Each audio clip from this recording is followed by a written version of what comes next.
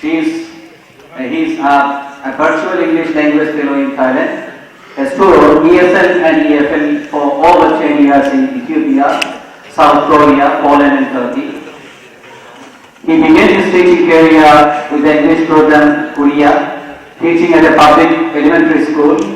Since then, he has taught a range of courses such as business English, military English and academy English to students at public and international schools, adults at private institutions and academics, and undergraduate students at universities.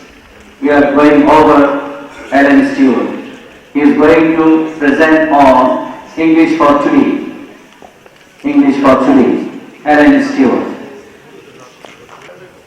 Good morning, everyone. Salam. Welcome.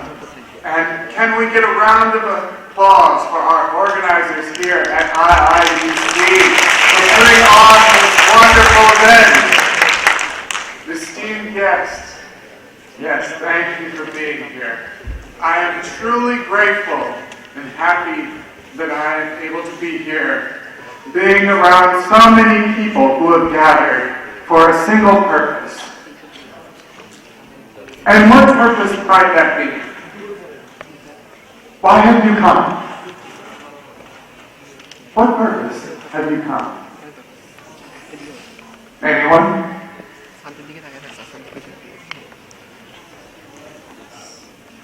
What purpose have you come? Professional development. Professional development. Anybody else? Language. For me, I would say our purpose is to enhance our abilities to lead others in the pursuit of happiness. I say this because of the nature of our work and how it affects others. I am in the line of work of educating and promoting the English language. Looking at this, what comes to mind when you think of the English language? For some, it is a symbol of oppression.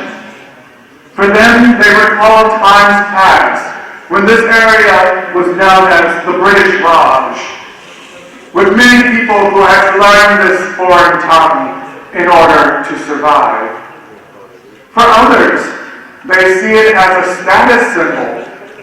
Being able to communicate with more people can give a person the idea that they are superior to others. This would be seen by many as a language for those of higher classes.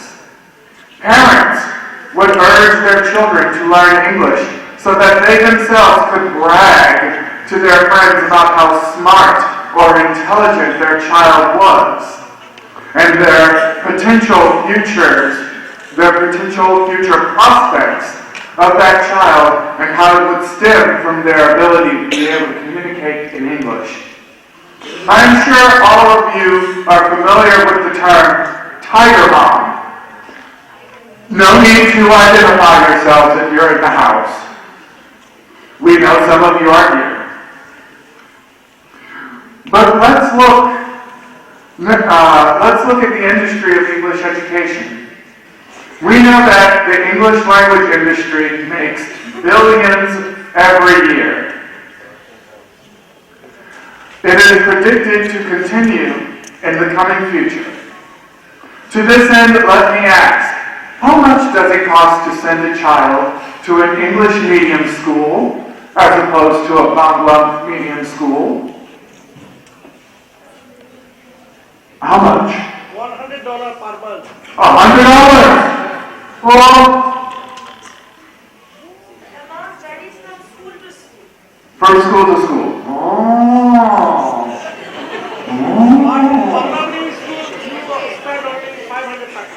Oh, I see.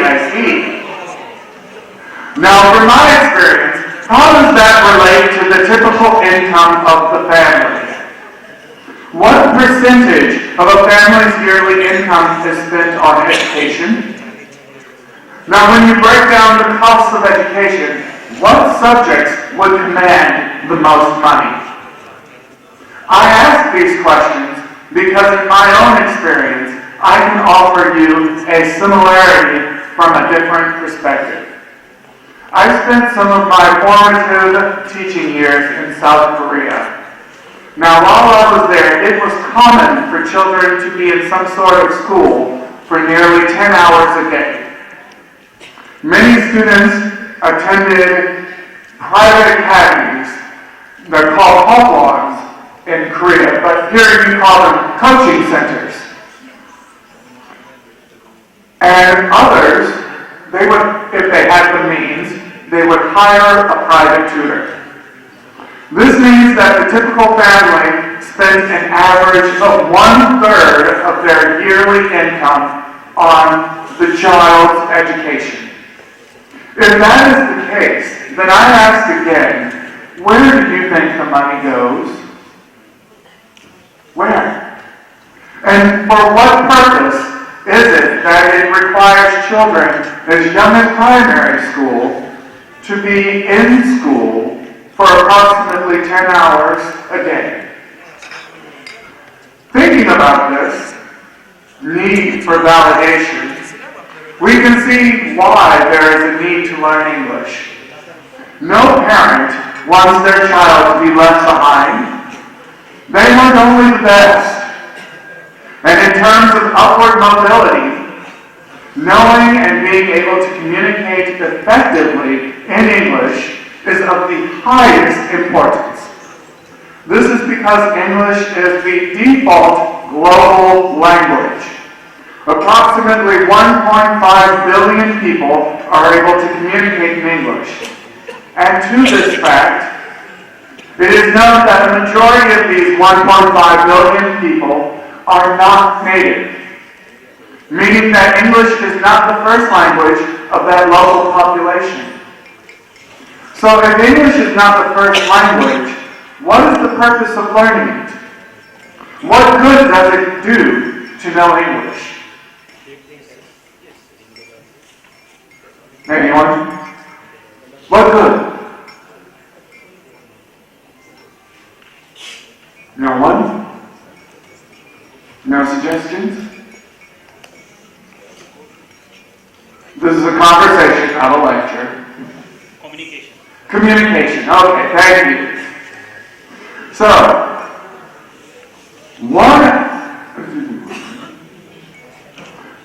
one of the major reasons would be, if we're looking at communication, it would be for trade and business. As the global language, English works as a lingua franca for people for different first languages to communicate. Now, to push things further, another reason why English is special than other lingua francas is because of the technology that has developed over the past few years. Mankind now has the internet, which is something that was not present before. As such, more people are connected in a way that could never have been possible. Previously, people that were connected had to use a lingua franca for a specific business purpose.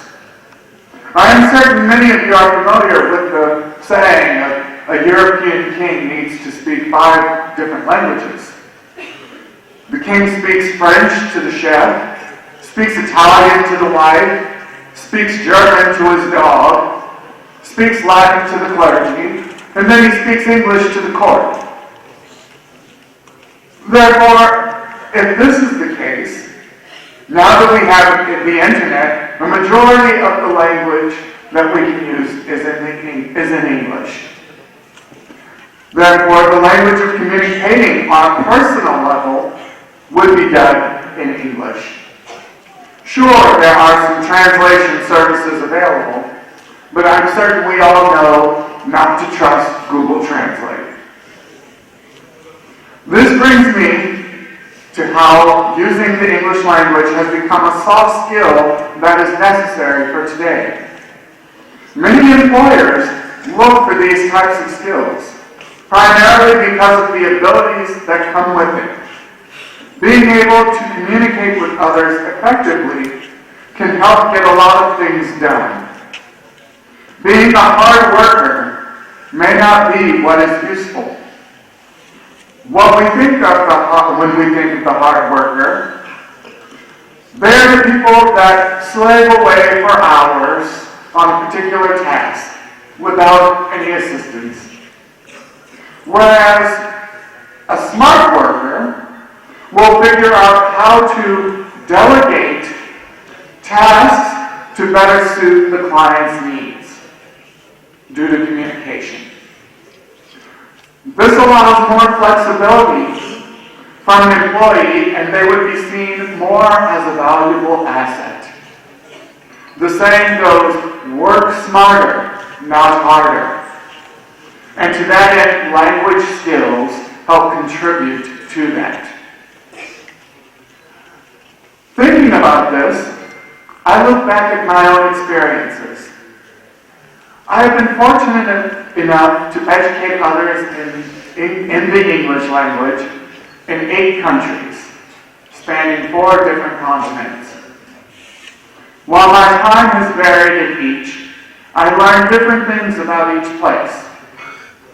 There were different issues that were brought into the class that I had to take control of. Let's look at a few experiences and see how they relate to each other.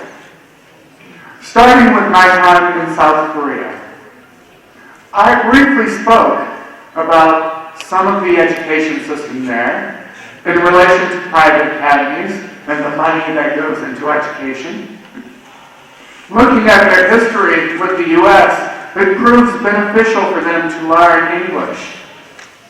Since the Korean War, the South Koreans have had the United States as an ally. The U.S. has had bases in South Korea. A prominent base that I recall was located in the center of Seoul.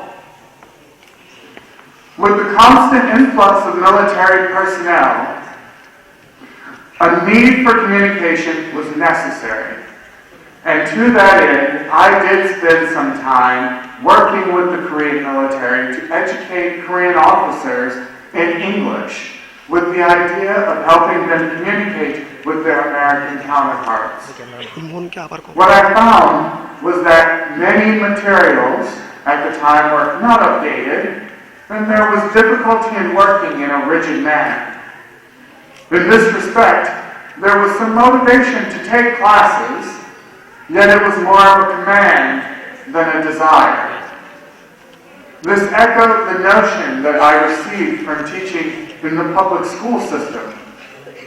Learning English varied by school and was not counted in the grading scheme. I say that because as the foreign teacher, students understood that my classes didn't count. So the motivation for some to learn was low, as many students only focused on getting grades. Not to mention that curriculum-wise, my classes were completely separate from the local teachers. Now, understanding how students are attending school for several hours a day with extra lessons, it can be easy for children to get burned out from wanting to learn anything. A different experience that I can offer was when I was in Ethiopia, teaching at a private school. Here is where I saw a situation similar to here in Bangladesh. That would be that those who have financial stability are able to attend school, whereas those who do not are not in school. It was here I was able to witness firsthand how education can lift one into a different social class. I was working at a primary school, but more importantly, that I also trained a local to be an English teacher. I had one teacher that I worked with primarily, who was able to gain a lot of ideas and experience in the classroom. And one takeaway that I gained from this experience was that the use of English could be used as a means of control. Looking at Ethiopia's history, it would be beneficial to the populace if everyone could communicate in a lingua franca. There are numerous local tribes that have their own language, yet the national language is taken from the dominant tribe, which is in power. However, during these times, I noticed that there were barriers in place to either keep some sort of status quo. By providing everyone the ability to communicate in English, it could be seen as a challenge to the establishment. This was during a time when the internet was not readily available, so people had to rely on what was. Now, speaking of censorship, let's look at another country. Now, I hope I don't need to watch my words here. I hope I can trust you all. In this country, the government has shut down websites like Wikipedia, YouTube, and other social media sites. And this country has put journalists in jail. Now think of what country is that? Don't say the name. We don't know who's listening. But if you were thinking Turkey, then you would be right. Some of you may have thought of other countries, but for me it was while I was teaching in Istanbul where I learned this, and where my experiences left me. And where we look at English, the use of English in Turkey, it seems as a status symbol to many. There are many institutions that offer English education, yet a problem that they have is the lack of a standard. Many believe in the idea of throwing money at a problem, and when language schools often lie about the classes they offer, what message does that send to the people? We all know that education is a business, but when did it become so profit-driven that ethics are lost? Nearly anybody can open a school, hire foreign staff, and make a claim that they are experienced and are qualified. Yet there is little to back up those claims. As such, it was here that I learned of edutainment, the purpose of providing entertainment for education. To this end, again, let's look at the history to help explain this. Turkey developed modern Turkish in the 1920s. They have always been a regional power.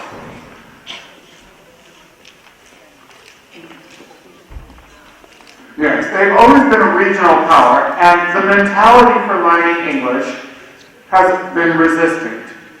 Over the years, it has curbed, yet many still feel that English is a language for foreigners or outsiders, and anyone who comes to Turkey needs to learn Turkish in order to get something done.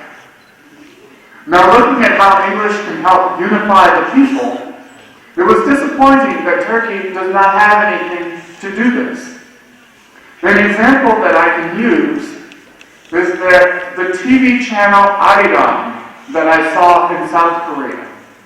It's a channel that airs English content, from news to sitcoms and other television programming. To not see this content anywhere in Turkey was difficult to understand. It ties it into the perception that one tries to give by being a global entity and not a regional entity. If we change to a different regional entity, something more local, is there anything like that here in Bangladesh? Is there a channel that's completely in English? English news, English television, or it shows Bangla TV but with English subtitles? Not yet. Not yet. Oh. Maybe we'll do in future. Oh. For a country that has deep roots in its own language, perhaps this is where you may take action to regain the English capabilities from before. There was a joke that I once heard about heard from an Indian, and maybe my counterpart has heard this, and I've made some changes to suit the locale. And the joke goes, "Damn those Brits! They've come to my country and they've ruined it. But I get back at them. And you know what I do? I ruin their language." No, I see it didn't go over too well. But looking at this, we can see how identity plays a big role in language use and acquisition. Here in Bangladesh, I have noticed that there are different vocabularies used in English, to which me, as a person from the United States, it sounded a bit different to my ears. I have recently learned about how this country fought a war for language, and I respect that. Yet, isn't it possible to know two languages at the same time? What I have noticed is that most English was set aside for the promotion of Bangla. I know the country is still young, and by joining the global community, English would be necessary. This country clothes the world, yet many people are not sure on how to give simple directions. You have tourists and refugees coming, so it would behoove you to utilize the global language, English. An example of this is back in Dhaka.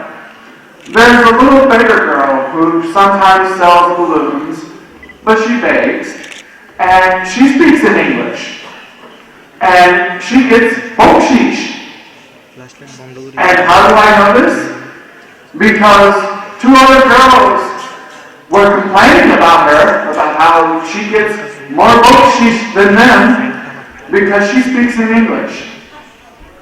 And I found that very interesting because the little girls, they gave me bakshish.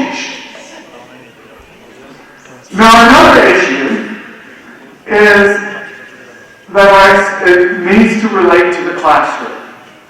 How might now this might hurt a bit, but something that I've noticed is how, and I want to ask, how is cheating so open?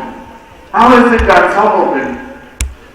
I invigilated some exams, and I noticed how cheating happens during the exams, and I've also noticed plagiarism in the class. Now I know that most of you have seen the papers and the remarks about the recent plagiarism scandal from the science textbook, but if these things are happening at the top, how can we expect those further down the totem pole to act?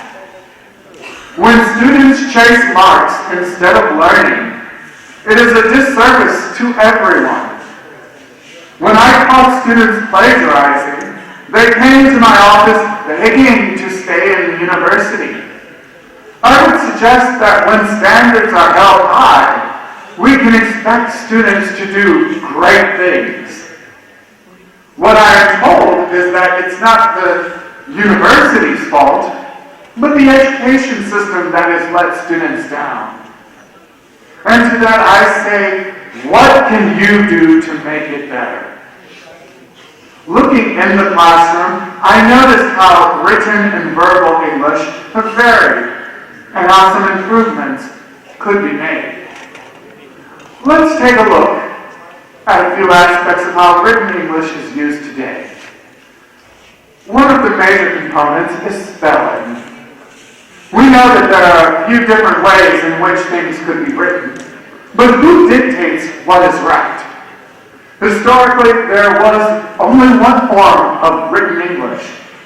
Then, in America, a new form of English developed and was altered to fit the local environment.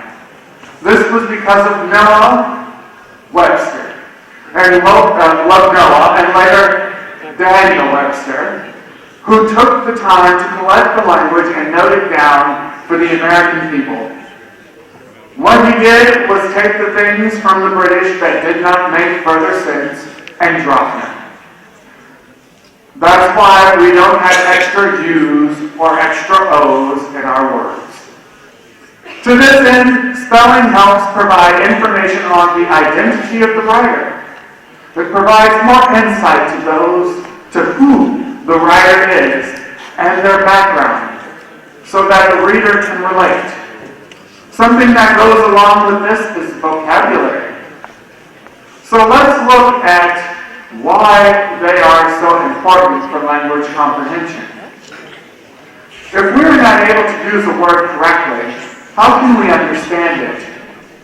I was told as a child, do not use words that I do not understand. Yet it seems to be something that is encouraged in education.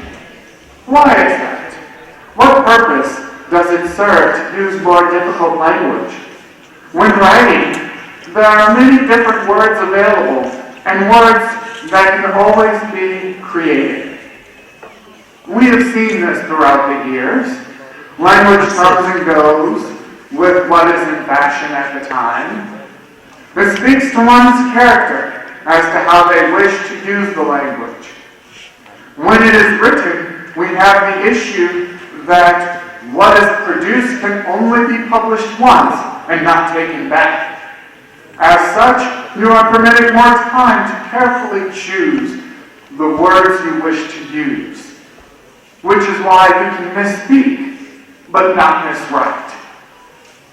Looking further at how the written language has changed over time, one can look at the text messages of the youth. They have merely done the same thing that Noah and Daniel did in compiling the American dictionary, because speed is more important than accuracy in some cases, and several things can be dropped. This is why YOU becomes only the letter U. Now, how do we change this for an academic and professional purpose? Now that we have the internet, we have multiple personalities that can be interacted with. There was a challenge to prove this not long ago. Let's see if some of you remember this challenge. First, you look at your profile picture for Facebook. And what does this photo mean for you? What is the purpose of this photo? Then look at your picture for LinkedIn. What purpose does this photo have? And compare the two. How are they different? How are they similar?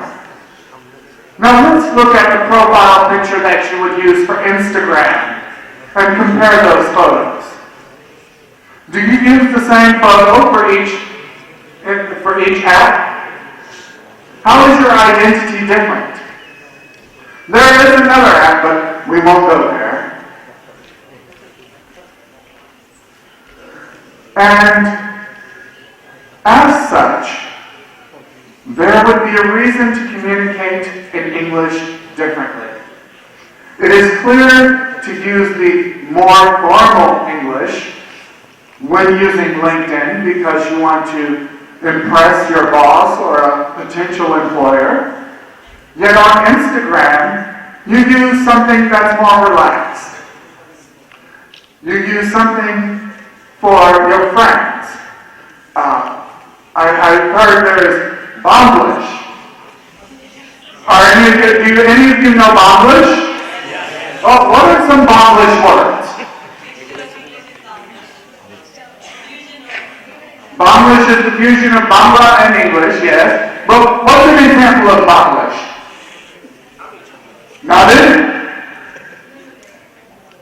Aminship. Aminship? What is Aminship? Aminship land survey. Oh. Is there one more example? Can play kori. Can play Kori. Semipata. Semipata. Oh. Semipata house. Semipata house. Oh, so we have an example here trying something different. It goes to show how many students look to be lectured in the class. They look to be lectured on English and not engage in the English language. So how do we motivate students to learn English? Simply put, it needs to be relevant. One thing that I could suggest is to encourage students to use the English that they learn wherever they can, by making sure the lessons are practical. It would reinforce the idea of using English more. I tried an experiment with my students last term where we used Instagram as a means of submitting classwork. The idea was that nearly all of the students were using Instagram and we were having a composition class. So why not showcase their work? This would help allow for peer feedback and self-pride in one's work. However, the experiment did not go as planned. Many students had private accounts, while others created fake accounts, which defeated the purpose. Their concern was that others may see their mistakes, to which I replied, that's why we're using the platform. So you can highlight the progress that you've made throughout the course. Ultimately, this did not go as planned, whereas if I had done this in the United States, it may have had a better result. I wanted to make sure that I could integrate technology into the classroom, because many of the activities I tried were new to the students. In a professional setting, doing things like collaborative writing is something they had no exposure to. You may need to work on something asynchronously at times. Yet having rethought it, I thought to use a different hack for next term. Next term, we'll use LinkedIn on the ground of preparing students for leadership and entering the professional world. My objective is that by using an app like this, many students will not be able to make private accounts or would not choose to create false accounts. And it would help decrease the amount of plagiarism. It would encourage peer feedback and foster an online identity worth being proud of. I look forward to seeing how this experiment goes. Now, I know that there are several more things that can be done, and I trust there will. But at this stage, let me take a break here and allow you time to meditate on things that have been discussed. Are there any questions? No questions? Okay. Thank you for all being here.